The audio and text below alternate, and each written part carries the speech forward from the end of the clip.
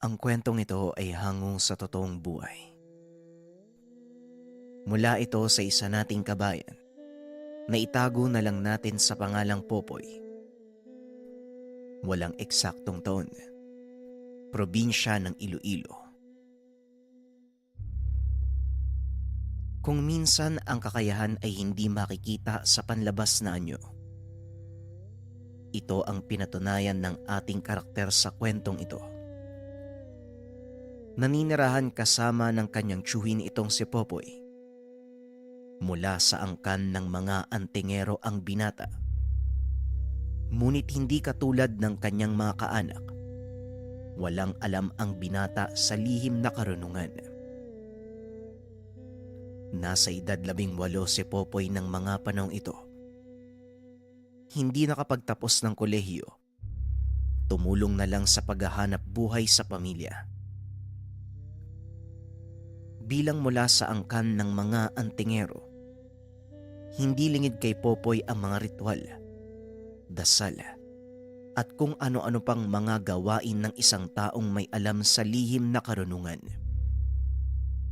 Hindi naman sa wala itong interes. Ngunit sadyang hindi lang nababagay sa binata ang ganitong larangan. Masyado itong matatakotin na kung minsan ay umaabot pa sa puntong napapahamak ito. Isang hapon, naatasan ang binatang hakutin ang mga kahoy na inipon ng kanyang tiyuhin sa gubat. Medyo malayo ang lugar. Kaya naman nagmadali ang binata upang makauwi ng maaga. Habang papauwi, biglang bumuhos ang napakalakas na ulan. Maswerte na lamang si Popoy dahil may abandonadong kubo sa lugar. Nakisilong ito bago pa man tuluyang mabasa ang mga dalang kahoy.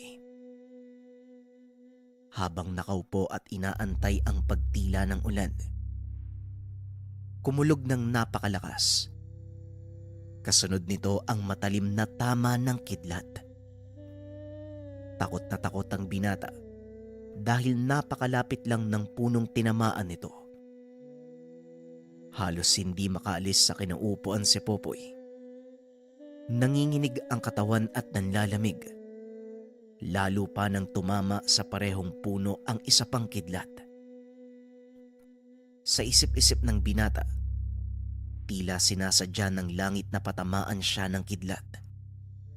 Ngunit napagtanto nito na ang kidlat ay hindi tumatama sa parehong direksyon ng 2 beses.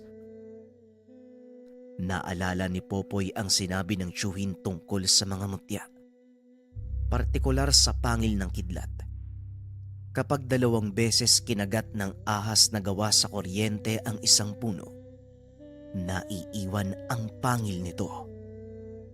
Bagamat natatakot, naglakas loob ang binatang puntahan ng puno. Nagliliyab ito dahil sa lakas ng kuryenteng dumadaloy sa katawan. Maging ang mga damo sa paligid, walang tigil ang pagningas kahit napakalakas ng ulan. Sa pag-asang may matatagpuan, nilapitan ni Popoy ang putol na puno, ngunit wala siyang nakitang kahit ano. Nadismaya ang binata. Nagsisi dahil lumabas pa siya ng kubo. Ano ba yan? Masyado ako nagpapaniwala sa mga sinasabi ni Uncle Pablo. Wala namang hilig sa akin ng mga mutya na yan. Ay nako, makauwi na nga lang. Mamaya may aswang pa dito eh. Wika ng binata sa sarili. Akmang aalis na sana nang biglang nahagip ng tingin ang isang matandang nakaupo sa tabi ng puno. Natigilan ang binata at nangilabot dahil alam niyang walang tao sa lugar na yun kung hindi siya lamang. Dahan-dahang lumingon si Popoy para kumpirmahin ang nahagip ng tingin. Ngunit nang maitutok ang tingin sa lugar, wala naman siyang nakita. Biglang napasigaw ang binata dahil narinig niyang may kung sinong nagsalita mula sa likod. May hinahanap ka ba? Ang bilis mo namang sumuko. Bakit hindi mo muna tignan ng mabuti ang paligid? Malay mo, natakpan lang ng mga dahon. Wika nito. Nanginginig sa takot ang binata. Ngunit kahit papano ay nabawasan ito nang makita ang isang binatang halos kasing edad niya. Nakasuot ito ng pangkaraniwang damit. May dalang tungkod na tila mula sa ugat ng puno at may suot na kwintas. Ang bato ay nagliliwanag na parang baga na mula sa nasindihang uling. Anak nang, tinakot mo naman ako kaibigan eh. Oo, may hinahanap ako. Nagbabakasakali ako na baka totoo yung sinasabi ni Uncle Pablo tungkol sa mutya ng kidlat. May alam ka ba sa ganon? May hawak ka pang tungkod ah. Ang angas mo naman. Tugon ni Popoy. Ganun ba? Gusto mo, tulungan kitang maganap? Tanong ng binata at kaagad namang pumayag si Popoy. Muli itong naglakad papunta sa punong tinamaan ng kidlat.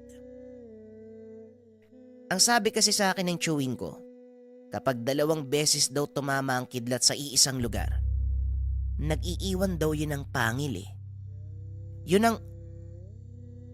Hindi na ituloy ng binata ang sasabihin. Dahil paglingon nito, wala na ang kausap. Ibinaling ang tingin pabalik sa puno. Tumambad naman sa kanya ang matanda. Ito din yung nahagip niya ng tingin kanina.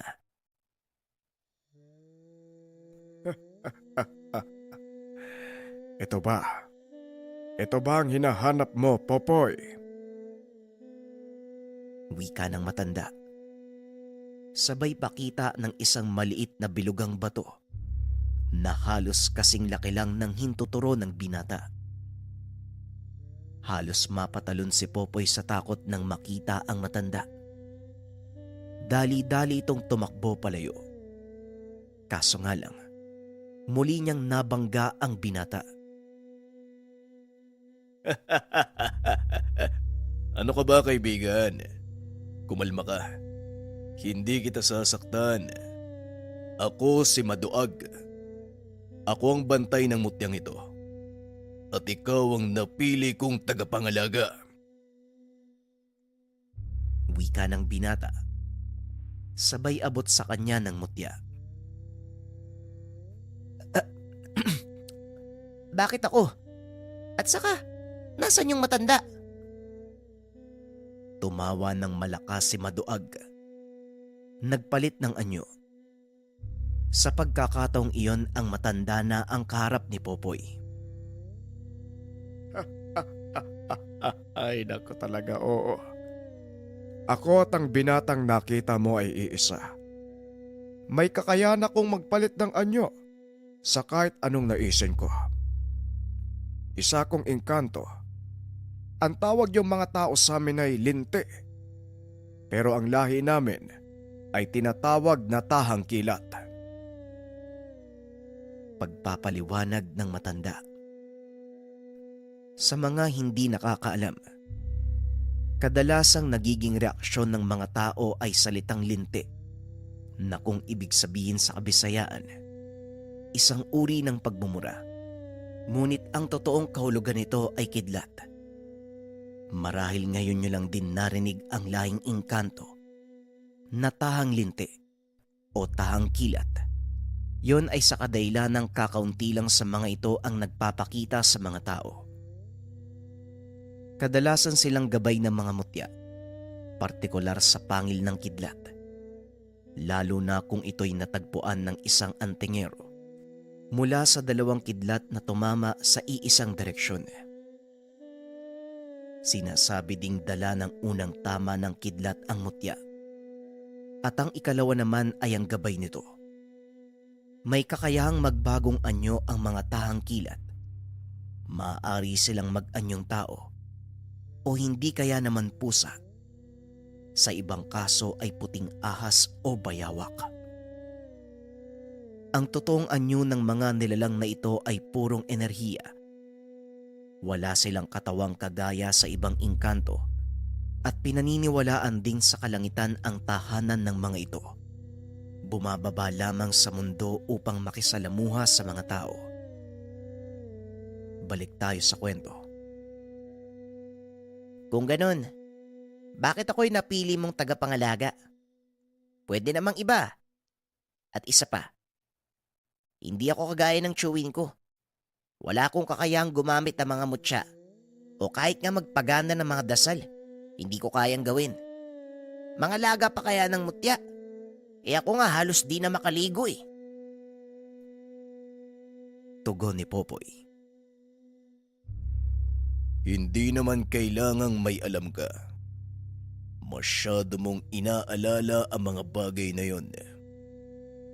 Kayong mga tao, masyadong nag-aalala sa kaalaman. Ngunit bago ka magkaroon ng kaalaman, kailangan mo munang subukan at matuto. Pinili kita dahil may nakita akong kabutihan sa'yo. Malinis ang isipan at hangarin mo sa lahat ng bagay na siyang katangian ng isang karapat-dapat na tagapangalaga ng mutya. Tugon ni Maduag. Matapos ang pag-uusap ay nagpaalam na ang binata. Ngunit hindi pa din ito inaakalang magbabago ang buhay niya nang hindi inaasahan. Pagkarating sa tahanan ay sinalubong ito ng chewin. Lalabas na din sana ito para hanapin ang binata. Nag-aalala siya, lalo pat biglaan ang pagbuhos ng ulan. Pabuti naman nandito ka na. Akala ko kung anong nangyari sa'yo eh. Wika ng chewin. Pasensya na po uncle kung nag-alala kayo ha.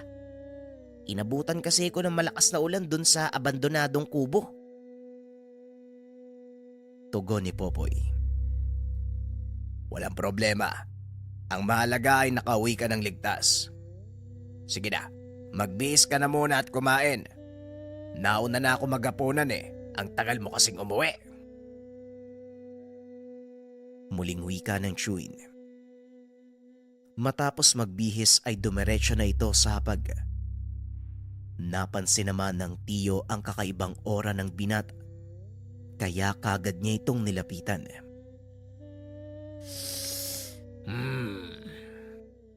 Parang kakaiba yata ang aura mo ngayon, Popoy ah. Sabihin mo nga sa akin, ano ang nangyari sa'yo kanina? Tanong ng chewin. Po, Ora, meron bang... Natigilan ang binata sa pagsasalita. Nakita nitong tila may manipis na liwanag na bumabalot sa katawan ng chewin. Kulay puti ito na may halong asul. Oh, bakit? Anong nangyari sa'yo? Parang nakakita ka ng bulto. Tanong ni Tio Pablo.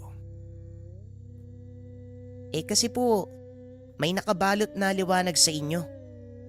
Ngayon ko lang po nakita yan eh. Tugon ni Popoy. Dito nakumpirma ng chewin na may kakaiba sa pamangkin. Ang nakikita mong liwanag, Popoy, ay ang tinatawag na aura ng tao. Kung nagagawa mo itong makita, nangangahulugan lang na nagising na ang spiritual na kakayahan mo. Wika ni Tio Pablo. Saka pa lamang sinabi ni Popoy ang totoong nangyari. Ang totoo po, napulot ko po ito kanina eh. Tugon ng binata. Sabay lapag ng nakuhang mutya sa mesa. Nagulat naman si Tio Pablo dahil agad niyang nakilala kung ano ang mutyang iyon. Mutya ng kidlat ang isang to, Popoy. Paano mo to nakuha? Tanong ni Tio Pablo. Ipinaliwanag ni Popoy ang lahat, maging ang pakikipag-usap ng gabay sa kanya. Natawa ng husto ang Shuin dahil sa wakas nagising na ang kakayahan ng binata dahil sa nakuwang mutya. Kaso po, Uncle, hindi ko po alam kung anong gagawin ko dyan sa mutya na yan eh. Pwede niyo po ba akong turuan? Tugon ni Popoy. Hindi naman sumagot ang Shuin. Ngunit kinabukasan, maaga siya nitong ginising upang mag-igib ng tubig at magsibak ng kahoy. Kailangang masanay ang katawan mo sa mabibigat na gawain. Nang sa ganon ay lumakas ka. Ipagpatuloy mo lang yan at may susunduin akong tao. Kailangan pagbalik ko, puno na ang mga tapayan at nasibak mo na ang mga kahoy na yon. Muling wika ni Tio Pablo, sabay turo sa tumpok ng mga kahoy sa gilid ng bakuran. Matapos ay kagad na itong umalis. Nagawa namang tapusin ni Popoy ang mga gawain. Pagkarating ng Shuin, naabutan nito ang binatang natutulog sa papag. Popoy, gumising ka nga. Nakakaya sa bisita natin. Ano ka ba naman, bata ka? Wika ni Tio Pablo at dali-dali namang bumangon ang binata. Nakita ang kasama ng tiyuhin. Naku po, pasensya na po kayo. Napagod po ako sa pagsisibak saka pag-iigib ng tubig eh. Tugon ng binata habang inaayos ang sarili. Wala problema. Nga pala, ito ang kaibigan kong si Onyok. Kagaya ko, isa din siyang manggagamot. Pero mas mataas ang kaalaman niya pagdating sa mga mutya. Onyok, siya ang sinasabi ko sa iyong pamangkin ko. Mananatili siya dito para ituro sa iyo kung paano gamitin ang mutyang tangan mo. Muling wika ni Tio Pablo. Akmang makikipagkamay na sana si Popoy nang bigla nitong marinig ang boses ni Maduag. Huwag kang magtitiwala sa taong yan. Masama ang kutob ko sa kanya. Wika ng gabay. Ibinaba ni Popoy ang kamay. Sa halip ay yumuko na lang ito para magbigay galang. Ikinagagalak ko po kayong makilala. Ako po si Popoy. Napangiti ang lalaki at tinignan si Tio Pablo.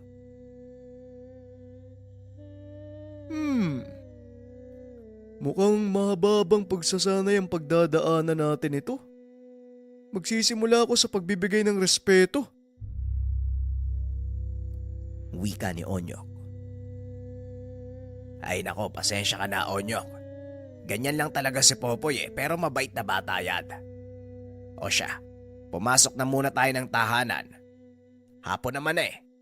Popoy, iligpit mo na ang mga gamit at pumasok ko na din. Tugon ng Shuin. Habang naglalakad papasok ng tahanan, patuloy na tinititigan ni Popoy ang bisita. Wala itong makitang kahit na ano mula sa tao. Uy, Maduag, nandyan ka ba? Bakit hindi ko makita yung aura niya? Tanong ni Popoy. Yan din ang gusto kong sabihin sa'yo. May taglay na sa bulag ang taong yan. Ito ay isang uri ng kakayahan na nagkukubli ng totoo niyang lakas. Ngunit hindi siya makakapagtago sa akin. Kaya magtiwala ka lang, Popoy. Alam kong may hindi magandang balak ang taong yan. Tumatangulang ang binata. Matapos ang pag-uusap ay pumasok na din ito ng tahanan. Pinakikiramdaman ni Popoy ang lalaki. Mukha namang mabait. Hindi niya ito gaanong kinakausap. Isang tanong, isang sagot lang din ito sa tuwing kukunin ni Onyok ang kanyang opinyon. Ilang minuto pa ang nakalipas. Nagpaalam na ang binatang papasok sa silid upang magpahinga. Ngunit bago pa man ito tuluyang makatulog, nagpakita sa kanya ang gabay sa anyong ahas nito. Talasan mo ang iyong pakiramdam, Popoy. Huwag kang magpapakampante. Pero huwag kang mag-alala. Poprotektahan ka ng iyong mutya. Wika ng gabay. Tumangulang ang binata at kagad namang bumaba ang puting ahas. Pumunta ito sa kanyang uluhan. Sumiksik sa ilalim ng unan kung saan inilalagay ni Popoy ang kanyang mutya. Sa kalagitnaan ng pagtulog, biglang nakaramdam ng mga paparating na yabag ang binata. Ilang sandali pa naramdaman nito ang mahinang pagkilos sa tabi ng higaan. Nanatiling nakapikit ang binata, ngunit alam niyang may tao sa loob ng kwarto, maliban sa kanya. Bahagya nitong inangat ang ulo upang makakilos si Maduag. Napasigaw ang lalaki, sabay talsik palabas ng pintuan. Dali-daling bumangon ang binata at lumabas ng kwarto. Nakapalupot sa kamay nito ang anyong ahas ng gabay habang nakatutok kay Onyok. Sinasabi ko na nga ba hindi ka mapagkakatiwalaan. Tumayo ka kung ayaw mong matusta. Wika ng binata. Kagad lumabas ng kwarto si Tio Pablo.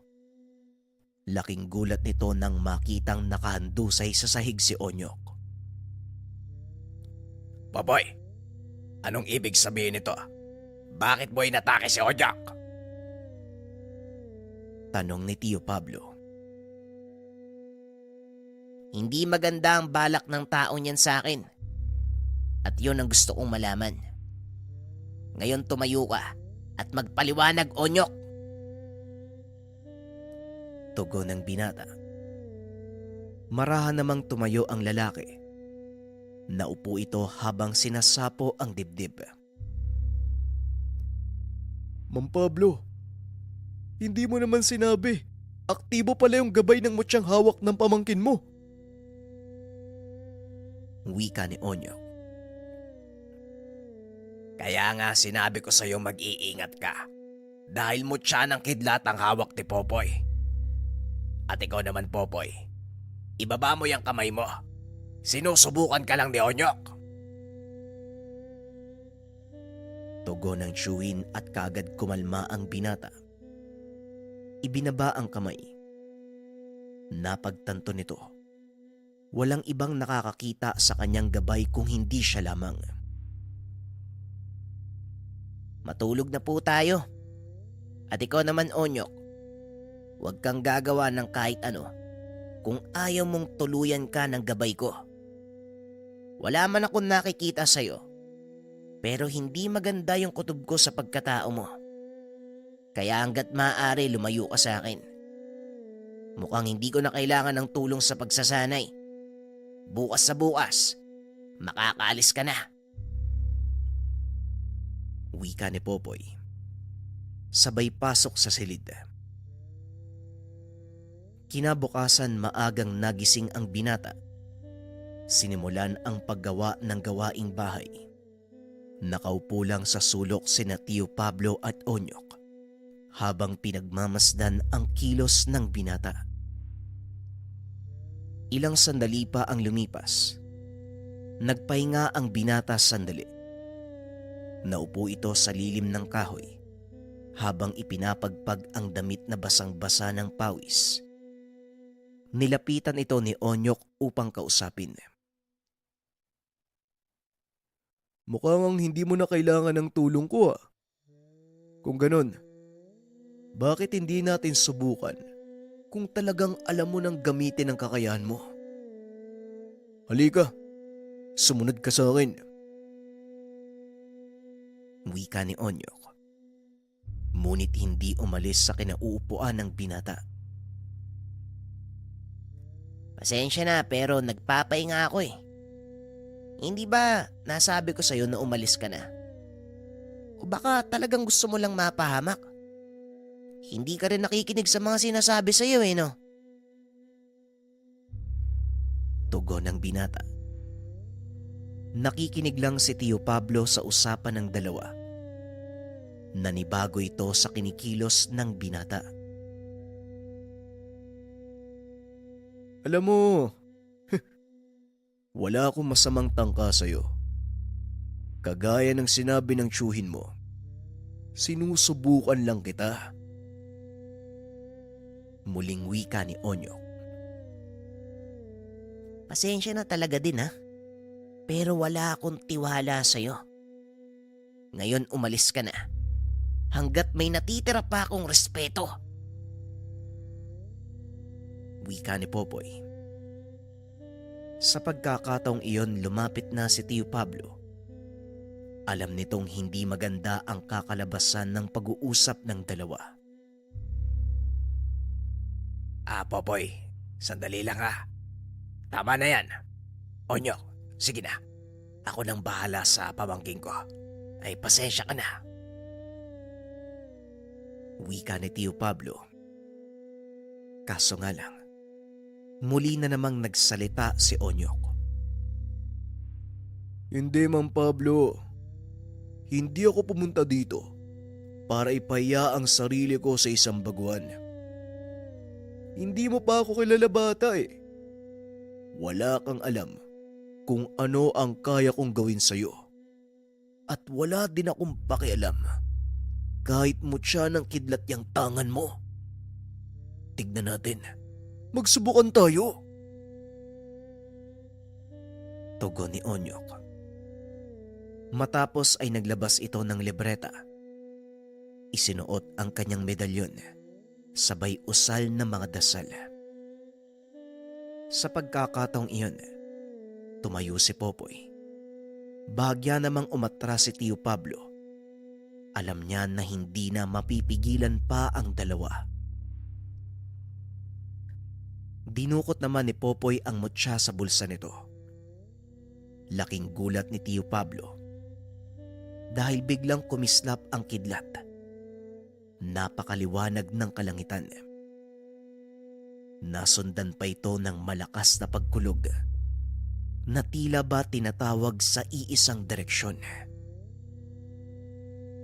Hanggang sa masipat nito ang maliit na andap ng kuryente sa kamao ni Popoy. Napagtanto ng matanda. Gamay na ng pamangkin ang paggamit ng elemento ng kidlat. Onyok, wag mo nang ituloy. Paniguradong mapapahama ka lang. Pero, kung hindi kita mapipigilan ha, ikaw ang bahala sa sarili mo. Wag mo lang sabihin na hindi kita binalaan. Wika ni Tio Pablo sabay upo sa bangkuan. Walang pagdadalawang isip na sinugod ni Onyok ang binata na noon ay nakatayo lang. Nanlaki ang mga mata ni Tio Pablo dahil biglang nawala sa paningin si Popoy. Nang muli itong magpakita, nasa likod na ito ni Onyok. Idinikit ng binata ang kamay nito sa likod ng katunggali at bigla itong nangisay. Pasensya ka na manggagamot. Pero hindi kailangan ni Popoy ang magtuturo sa kanya ng mga gagawin. Tuluyang nawalan ng malay si Onyok. Napatayo naman sa kinauupuan si Tio Pablo nang marinig ang gabay ni Popoy. Magsalita ka. Ikaw ba ang gabay ng mutya ng pamangkin ko? Paano mong nagagawang makipag-isa sa kanya? Tanong ni Tio Pablo. Oo, tama ka. Ako nga ang gabay ng mutya. Pangangalagaan ko ang katawan ng taong may tanga nito. Walang sino mang may masamang tangka ang maaaring gumalaw sa kanya. Tugon ng gabay. Akmang tatayo sana si Onyok nang bigla siyang pigilan ni Tio Pablo. Tama na, Onyok. Wala kang laban sa kanya. Isang uri ng mataas na engkanto ang nasa katawan ni Popoy. Matapos magsalita ni Tio Pablo sa mga katagang iyon, kaagad namang bumalik sa dati ang paligid. Nawala din ang kislap ng kuryenteng nakabalot sa kamao ni Popoy. Hindi ko mapapalampas ang ganitong pagpapaya. Kasalanan mo ito, Mang Pablo eh. Kung hindi mo ko isinama sa lugar nyo, hindi sana mangyayari ang ganito. Wika ni Onyok. Bago kita isama dito, binalaan kita, Onyok. Pero nung sinabi mo, wala kang pakialam kung malakas na engkanto ang makakarap mo. At ngayong nagkatotoo ang sinabi mo, nalagay ka sa alanganin, ako ang sisisihin mo. Hindi ko akalain na mahina palang mag-isip ang disipulo ni Tatang Ingo. Sige na, makakalis ka na. Ako nang bahalang magpaliwanag ng lahat sa maestro mo. Tugon ni Tio Pablo. Kaagad namang tumayo si Onyok at umalis. Ilang minuto pa ang nakalipas ay tila nagbalik sa ulirat si Popoy. At gaya ng inaasahan ng Chewin, wala itong naalala sa mga nangyari. Uncle, anong nangyari? Saka, nasaan na po si Onyok? Tanong ni Popoy. Hayaan mo na ang taong yon. Tama nga ang sinabi mo, Iyo. Masyadong mataas ang tingin niya sa sarili at dapat lang nabigyan ng leksyon. Nakakayang isipin na isa siyang mag-aaral ni Kainggo. Sige na, magpahinga ka na at maglinis ng katawan. May pupuntahan tayo. Tugon ng tiwin. Lingid sa kaalaman ni Popoy na ito na ang pinakaunang beses niyang sasabak sa totoong laban. Matapos kumain ay kaagad nang umalis ang dalawa. Habang nasa daanan, tahimik na nakikiramdam ang binata hanggang sa mapagtanto nito na palabas na sila ng bayan. Sandali lang po, Uncle. Hindi ba sakop na ng kabilang bayan ng baryong to? Ano po yung ginagawa natin dito? Tanong ni Popoy. May huhulihin tayong aswang. At kailangan ko ng makakasama. Dito natin masusubukan ang kakayahan ng mutya mo, Popoy. Nanlaki ang mga mata ng binata dahil ito ang unang beses niyang makikipagharap sa aswang kung sakali. Ano po? Aswang? Seryoso po ba kayo, Uncle Pablo? Huwag naman po kayo magbibiro ng ganyan, oh. Tugon ni Popoy. Mukha ba ako nagbibiro? At saka, ano bang kinakatakot mo? Wala ka bang tiwala sa mutya mong dala? Tanong ni Tio Pablo.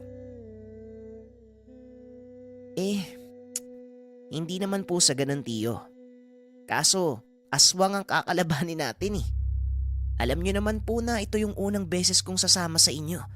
Tapos, ganyan po kaagad yung ipaparap niyo sa akin. Wika ni Popoy. Huminto sa paglalakad ang matanda at hinawakan sa balikat si Popoy. Kung wala kang tiwala sa sarili mo, pues ako, malaki ang tiwala ko sa'yo. Alam kong kaya mo yan. Kailangan mo lang manalig sa tangan mong mutya at sa gabay nito. Wika ni Tio Pablo. Napabuntong hininga si Popoy dahil alam nitong wala na siyang magagawa.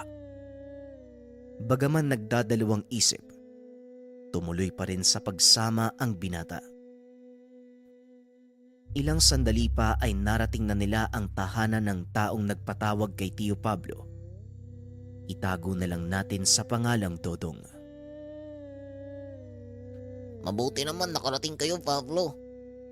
Hindi na po namin alam ang gagawin eh. Halos araw-araw na pong may napapahamak. Kagabi lang, isang bata na naman yung kamuntikang matangay ng mga impaktong yun. Wika ni Dodong habang naglalakad papasok ng tahanan. Nakarating na sa akin ang balitang yan. Pero huwag kang mag-alala. Sigurado ngayong gabi, wawakasan natin ang paghahari-harian nila dito. Nga pala, maaari mo bang ituro sa akin kung saan madalas nagpapakita ang mga aswang? Tanong ni Tio Pablo. Sige po. Pero bago po tayo umalis, kumain na po muna kayo. Naganda ako ng nilagang saging at kape. Pasensya na po ah. Ito lang po ang nakayanan namin mag-asawa eh. Pero mamaya po, doon tayo maghahaponan kina Kapitan. Inibitahan ka din niya eh. Natuwa yun nung malamang ikaw yung hiningaan namin ng tulong. Wika ni Dodong. Ay, ano ba naman yan o ano ka ba? Walang problema, Dodong. Kahit anong pagkain pwede yan sa amin. O siya, kumain na muna tayo. Nga pala, Popoy, kaibigan ko ang kapitan sa baryong ito. Magkasama kami noon sa Kilusan at sabay din kaming sumuko sa pamahalaan nang malaman naming wala nang saysay ang pinaglalaban. Wika ni Tio Pablo. Naging interesado naman sa usapan si Popoy dahil hindi nito alam na dati palang rebelde ang Chewin. Pinaliwanag ni Tio Pablo ang lahat ng nangyari noong kabataan pa niya. Naging pariwara ang buhay nito dahil sa maling paniniwala. Ngunit laking pasasalamat ni Tio Pablo dahil nung mga panahong napunta siya sa mga rebelde, nagkaroon ito ng pagkakataong matuto sa lihim na karunungan. Matapos makipag-usap, kagad nilang pinuntahan ang bahay ng kapitan. Pagkarating doon, sinalubong sila nito. Mabuti naman at nagkita tayo uli. Kumusta naman ang buhay manggagamot, Pablo? Tanong ng kapitan. Sa awa ng Diyos, maayos naman. At masaya akong nakakatulong sa iba. Ikaw, seryo. Kumusta naman ang naging buhay mo sa labas ng kampo? Tanong ni Tio Pablo. Eto, napagtanto ko na mas maayos ang buhay dito sa labas. At saka, malaya akong maglingkod sa mga tao. Bueno, anong maitutulong ko sa inyo? Tanong ng kapitan. Kakailanganin ko ng ilang katao para makatulong sa paghanap. Medyo mailapang aswang na yon, seryo. Lalo pat, hindi natin alam kung saan siya naglulungga. Tugon ni Tio Pablo. Kung ganun, ipapasama ko sa'yo mga tanod ko. Sandali lang, kukuha ako ng armas. Mukhang kailangan mo din ng makakatulong kung sakali. Muling wika ng kapitan.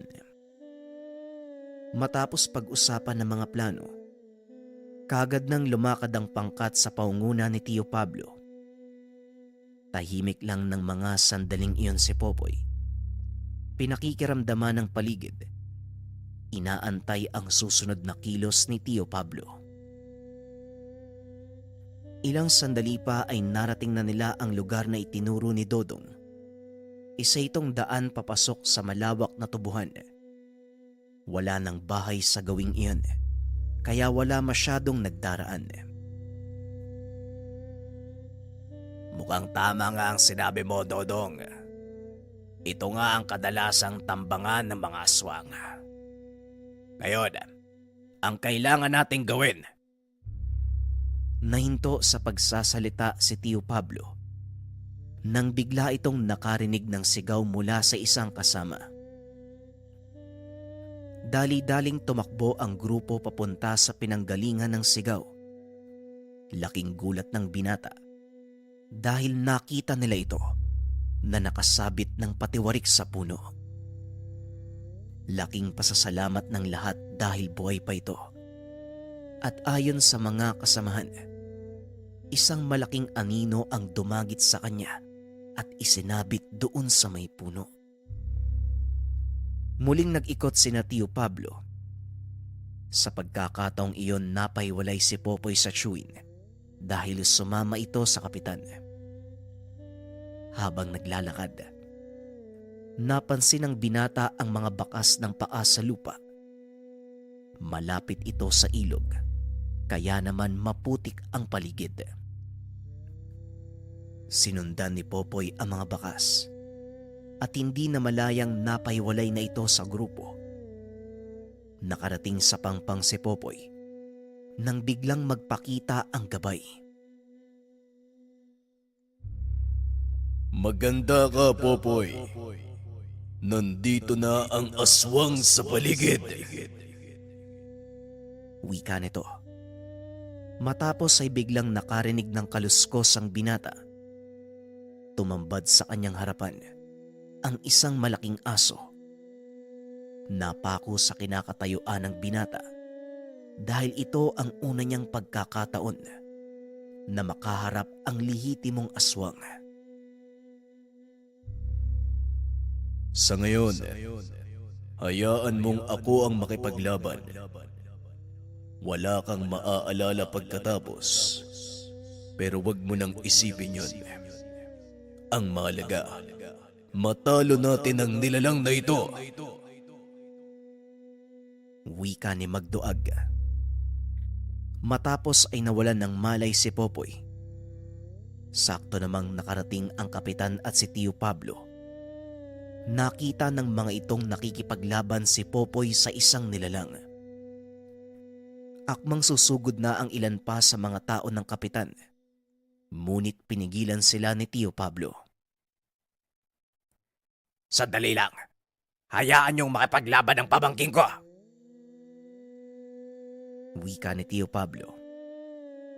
Nanatiling nakatayo ang mga ito sa isang sulok habang pinapanood na makipagsagupaan si Popoy. Ibang tao ang nakikita nito sa pamangkin.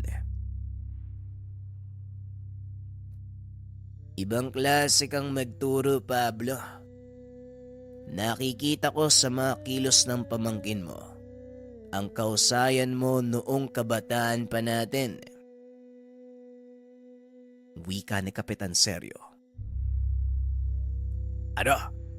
Hindi ako nagturo sa pamangkin ko. At sasabihin ko sa iyo ang katotohanan. Ito ang unang beses na nakita kong nakipaglaban ang batang yan sa aswang. Tugon ni Tio Pablo. Napasigaw ang mga nanonood sa tuwing tumatama ang kamao ni Popoy sa katawan ng nilalang. Hanggang sa tuluyang maramdaman ng aswang na wala siyang laban sa binata. Dali-dali itong tumakbo papasok sa tubuhan. Kaagad din itong hinabol ni Popoy. Mula sa malayo, nakikita nila ang panakanakang pagkislap ng kidlat sa kalangitan. Napapangiti si Tio Pablo. Dali-dali itong sumunod sa kinaroroonan ng binata. At saktong pagdating, sakal-sakal ni Popoy ang malaking aso. Tumutulay ang kuryente mula sa kamay nito, papunta sa katawan ng nilalang. Napapasigaw sa sakit ang nilalang, habang unti-unti itong nagbabalik sa katawang tao. Hindi makapaniwala ang lahat ng naroon dahil nagawang talunin ni Popoy ang isang malakas na uri ng aswang. Ngunit alam ni Tio Pablo na hindi ito kagagawan ng pamangkin.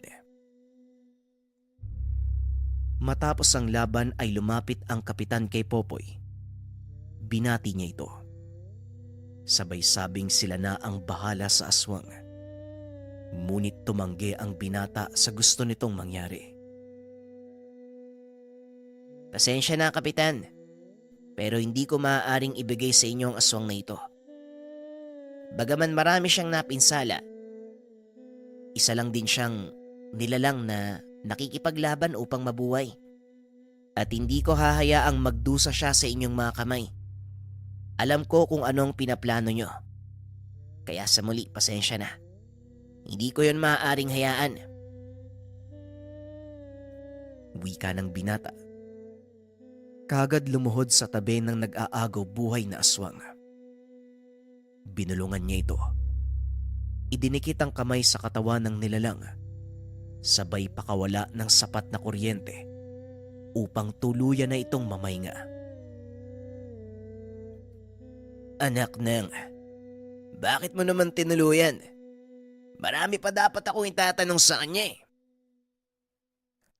Galit na wika ng kapitan.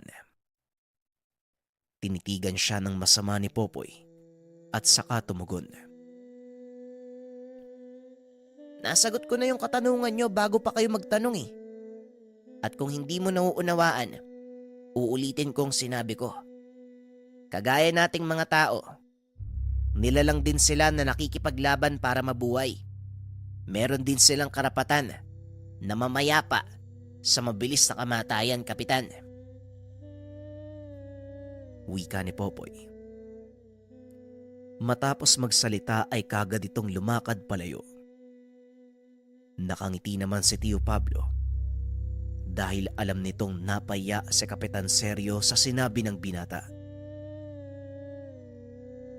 Nako Pablo, pagsabihan mo yung pamangkin mo ha. Napaka-arogante. Wika ng kapitan. Hindi arogante ang pamangking ko, Kapitan. Ipinaunawa niya lang sa iyo ang katotohanan ng buhay. Kaya ka nagagalit dahil hindi mo ito naiintindihan. Sige, Kapitan. Mauna na kami. Tugon ni Tio Pablo. Kagad na siyang sumunod kay Popoy. Pagkarating sa kanilang tahanan, nakabalik na sa pag-iisip ang binata. Alam ko na po ang nangyari, Uncle Pablo.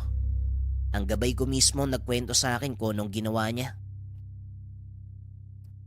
Wika ng binata. Pero iyo, yung huling ginawa mo, gabay mo pa din ba nagsabi ng mga katagang yon? Tanong ng Chewin. Hindi po, Tiyo. Ako na po nagsabi ng mga katagang yon sa kapitan. Ang ipinagtataka ko, bakit ang saya nila?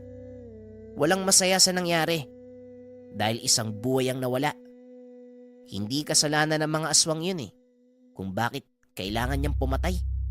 Nagugutom din sila, kaya sinusunod lang nila ang tawag ng kanilang katawan. Tugon ng binata. Nagulat si Tio Pablo dahil kakaiba na kung mag-isip itong si Popoy. Lingid sa kaalaman ng Chewin, ang mismong gabay ng binata ang nagtuturo sa kanya ng lahat. Madaling araw na ng mga sandaling iyon. Ilang oras na lang ay sisikat na ang araw, kaya pinili na lang ni Popoy na uminom ng kape. Habang iniintay ang pagliwanag upang makapagsimula sa mga gawain. Gapasan ng palay ng araw na yun, naimbita ng binatang makigapas. Pinayagan naman ito ng Chewin dahil alam niyang ito ang paraan ng binata sa pakikipagsalamuha. Magbaon ka ng kanin at tubig doon ha. Mahirap na. Hindi natin alam kung anong klase ng mga tao makakasalamuha natin. Mabuti na ang nag-iingat. Wika ni Tio Pablo. Opo, Tiyo, wag po kayo mag-alala. Alam ko naman po ang gagawin ko eh. At isa pa, halos kakilala ko naman ang mga makakasama ko sa agapasan. Kaya wala po kayong dapat ipangamba. Tugon ng binata. Lingid sa kalaman nito, isang pangyayari na naman ang susubok sa kanyang kakayahan. Nasa kalagitnaan sila ng paggapas nang biglang kumulimlim ang paligid. Hindi ito inaasahan ng lahat dahil tag-araw ng mga sandaling iyon. Dali-daling tumakbo si Popoy sa ilalim ng maliit na puno ng anahaw. Pumutol ito ng ilang dahon upang makagawa ng maliit na sisilungan. Habang nagpapatila ng ulan, napansin ito ang dalawang kalalakihang nakatitig sa kanya habang nagtatawanan. Hinayaan niya lang ito dahil maaari ding iba ang pinagtatawanan ng mga ito. Hanggang sa tuluyan ng tumila ang ulan, malapit nang matapos ni Popoy ang kanyang ruta, kaya nagmadali na ito. Nagawa namang matapos ng binata ang mga gagapasin, ngunit nagpa siya ang may-ari ng palayan na bukas na ito isalang sa treser. Gawa ng basa pa ang mga uhay. Walang magagawa ang binata kung hindi ang sumunod. Umuwi ito. Nagpaalam kay Tio Pablo na doon matutulog para bantayan ang kanyang mga gapas na palay. Uso kasi sa lugar ang nakawa ng ginapas, kaya kailangan itong bantayan hanggang sa tuluyan itong maisalang. Pagbalik ng binata sa lugar, naroon din ang ilan sa mga kasamahan. Masayang nag-iinuman ang mga ito. Inaya siyang makisali, ngunit tumanggi ang binata dahil hindi naman ito umiinom. Gumawa ng maliit na kubo si Popoy mula sa dahon ng anahaw at saging upang magsilbing tulugan. Matapos ay nagpahinga na ito. Unti-unti ay nakatulog ang binata, ngunit ilang sandali lang ay ginising siya ng gabay. Popoy, gumising ka. May mga aswang sa paligid. Wika nito. Kaagad namang bumangon ng binata. Laking gulat niya dahil nasa anyong ahas ang gabay. Pumulupot ito sa kanyang braso at sinabihan ang binatang lumabas ng kubo. Pagkarating sa labas, kaagad natanaw ni Popoy ang anino ng dalawang tao. Nakatayo ito sa malayo, kaya hindi niya gaanong maaninag ang mukha ng mga ito. Sinong nandyan? Anong kailangan nyo? Tanong ni Popoy. Hindi sasagot ang mga yan, Popoy. Hinala ko, ikaw na lang ang natitirang buhay dito. Muling wika ng gabay. Naloko na. Maduag. Mukhang mapapalaban na naman tayo nito ah. Handa na ako, Popoy. Alam mong hindi kita iiwan. Kung ganon, ano pang inaantay natin dito? Pag-uusap ng dalawa. Sabay takbo papunta sa kinaroroonan ng dalawang nilalang. Nang maramdamang sumusugod na si Popoy, kaagad namang sinalubong ng mga nilalang ang binata. Nahuli ng isa sa mga ito si Popoy. Ngunit ang isa pa, nagawa namang hawakan ng binata sa leeg. Matapos ay nagpakawala ito ng malakas na kuryente, dahilan para kapwa mapabitaw ang nilalang. Ano? Itutuloy pa ba natin to? Tanong ng binata. Totoo nga ang sinabi ni Onyok. Mayabang ka nga. Tugon ng isa sa mga aswang. Sabay sugod sa binata. Inundayan naman ito ng suntok ni Popoy. Kaagad bumulagta ang nilalang. Ngunit nakatayo din ito at muling sumugod. Sa pagkakataong iyon, nahuli siya ni Popoy at isinubsob sa lupa. Si Onyok ba? Siya bang nag-utos sa inyo? Tanong ng binata. Bigla namang napaangat ang ulo nito. May isa pang lalaki ang nagpakita mula naman sa likod ng puno ng nyug. Oo, ako nga. Hindi ba sinabi ko sa'yo na hindi ko papalampasin ang pagpapaya mo sa akin? Ngayon umanda ka. Dahil pagbabayaran mo ang ginawa mo. Napailing na lang si Popoy.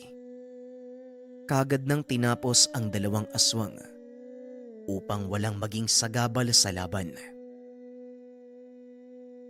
Wala kang kadala-dala, no? Binigyan ka ng pagkakataong tumakas. Pero nung ginawa mo, hinangad mo pa din ang paghihiganti. Ikaw ang nagdala nito sa sarili mo. Kaya wag mo kong sisisihin sa mga mangyayari sa'yo. Wika ng binata. Hindi na nagsalita pa si Onyok. Kagad na itong sumugod gamit ang mga dasal. Ngunit sa kasamaang palad masyadong malakas ang depensa ni Popoy. Kaya tumalbog lang ang tigalpong binabato nito. Wala akong alam sa mga dasal pero kaya ko itong kontrahin. Pasensya na ha. Mukhang nagkamali ka ng babanggain eh. Lalo namang nanggalaiti si Onyok. Sunod-sunod na suntok ang ibinigay nito sa binata. Ngunit mas mabilis kumilos si Popoy at hangin lang ang tinatamaan ng kalaban. Hanggang sa mahawakan siya ng binata, napangiti si Popoy at nagsalita. Alam mo na. Alam mo na kung anong mangyayari sa'yo, Onyok. Napasigaw si Onyok dahil alam nitong katapusan niya na. Isang malakas sa pulso ng kuryente ang pinakawalan ni Popoy na naging dahilan para masunog ang katawan ni Onyok. Natusta ito na tila tinamaan ng kidlat. Hindi akalain ng binatang magagawang makipagsabwatan ni Onyok sa mga aswang para lamang makapagiganti. Kinabukasan, pagdating ng mga tao, tumambad sa kanila ang 3 sunog na bangkay. Sunog din ang damo sa paligid ng mga ito na parang tinamaan ng kidlat. Maliban pa sa mga ito, may natagpuan ding 2 pang bangkay ng mga kasamahan ni Popoy. Inusisa ang binata sa nangyari at ang tanging sinabi nito, wala siyang alam sa kung anong naganap.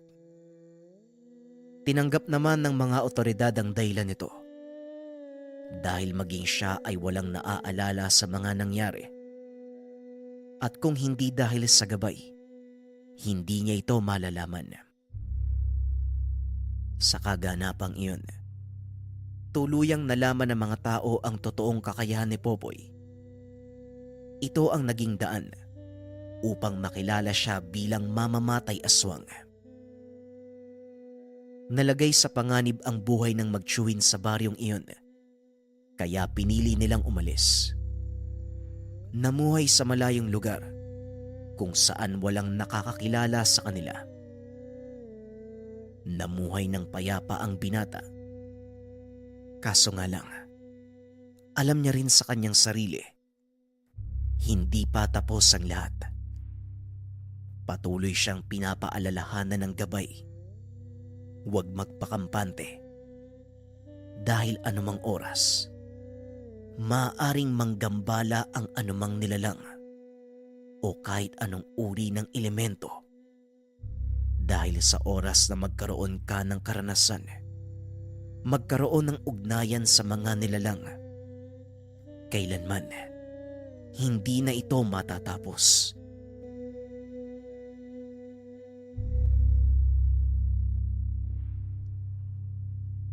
JD nga pala mga kabayan, shoutout kay Darius Mabitad. Ang sabi niya, idol pa shoutout naman sa lahat ng taga Cebu City sa grupo ng mga tricycle drivers. Lagi kaming nakikinig sa'yo. Request din idol, pakita uli yung habak de bala at gabay na medalyon, ano ang pinagkaiba? Unahin natin yung gabay medalyon. Yung gabay medalyon, Darius, more on gabay sa pang-araw-araw na buhay. May mga pagkakataon na hindi natin alam yung gagawin natin sa buhay, di ba? Doon makakatulong yung gabay. Gabay sa negosyo, pag-ibig, career, kalusugan, at iba pang bagay. Tapos, habak de bala naman, Darius, mataas na uri ng tangan to eh. Panglaban kontra kulam, barang, lason, usog, tigalpo, palipad hangin, aswang, elemento at masamang espiritu. Rebuelta din sa mga taong may gustong gumawa ng masama sa'yo. So yun Darius, yung pinagkaiba ng dalawa. Soon bibisita uli ako dyan sa Cebu. Pantay na lang mag-a-announce ako. Sana makita ko kayo. Ang kwentong ito ay hangong sa totoong buhay. Mula